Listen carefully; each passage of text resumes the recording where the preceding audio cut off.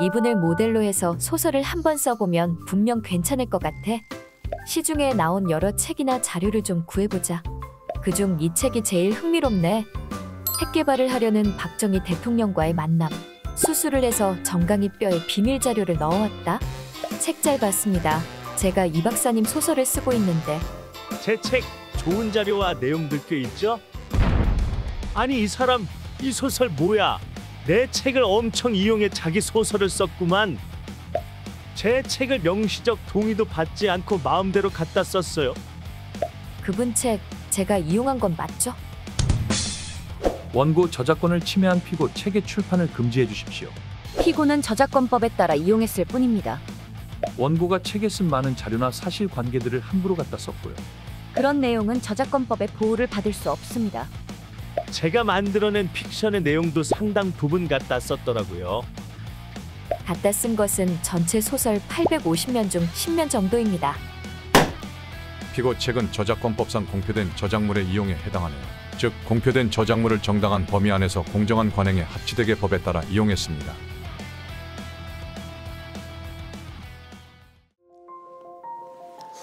안녕하세요. 앞에서 보신 만화를 그린 이영욱 변호사라고 합니다. 자, 이 사건은 저작권법에서 어떻게 보면 제일 중요한 예외 사유라고 할 수 있는 저작재산권 제한 사유라고 할 수 있는 28조 공표된 저작물의 인용이라는 조항에 관련된 사건입니다.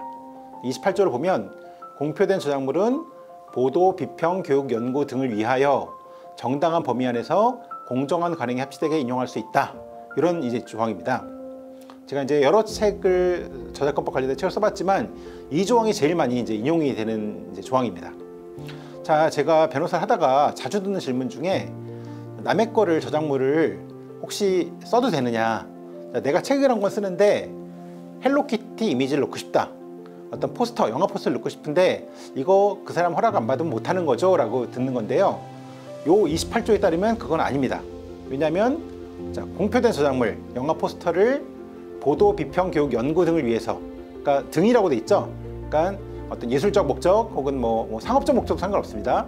정당한 범위 안에서 정당한 범위라는 거는 너무 과하지 않게 공정한 관행에 합치되게 그 출처를 정확히 표시해주면 인용할 수 있다는 겁니다. 그러니까 그 사람 허락 받을 필요가 없는 거죠.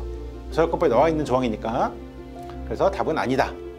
자, 근데 사실 이 규정에서 제가 이 규정을 많이 이제 설명도 하고 글도 썼지만 제일 문제가 되는 것이 정당한 범위가 뭐냐 그러면 정당한 범위 안에서 공정한 관행에 합치되게 인용할 수 있다는 건데 이게 항상 문제가 됩니다. 사안마다 다르다. 케이스 바이 케이스다라고 말하지만 이게 이제 굉장히 어떻게 보면 답답한 답이죠. 왜냐하면 그럼 뭐 그런 게 있을 때마다 변호사한테 물어봐야 돼? 이렇게 생각이 들잖아요. 근데 요 판례, 대법원 판례가 좀 의미 있는 거는 하나의 기준을 이런 걸 설치를 했다는 겁니다. 그래서 앞에서 본 판례에서 지나치게 많이 인용하지 않고 시장 수요를 대체하지 않는 범위 내에서라면 인용해도 된다. 그게 바로 정당한 범위다. 실제로 이 사건에서 853면의 책 중에서 10페이지, 854페이지 책 중 10페이지 그러니까 비율로 말하면 한 1, 2% 정도 인용하는 거는 오케이. 네, 그런 어떤 기준을 설치했다는 데 의미가 있고요. 그래서 그 사안마다 고민해야 될 부분을 하나의 어떤 예로 정당한 범위가 어떤 거냐 분명히 얘기를 해줬다는 데에 그 의미가 있는 판례라고 생각합니다.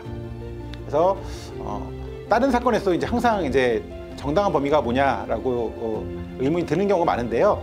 뭐 가장 정확한 거는 전문가한테 물어보는 거겠습니다만 이 판례 기준을 잘 한번 생각해 보시면 좋겠습니다. 네, 그래서 지금 이위소 판례, 그 판례에서 말하는 저작권법 28조의 의미와 내용에 대해서 한번 생각해 보았습니다. 감사합니다.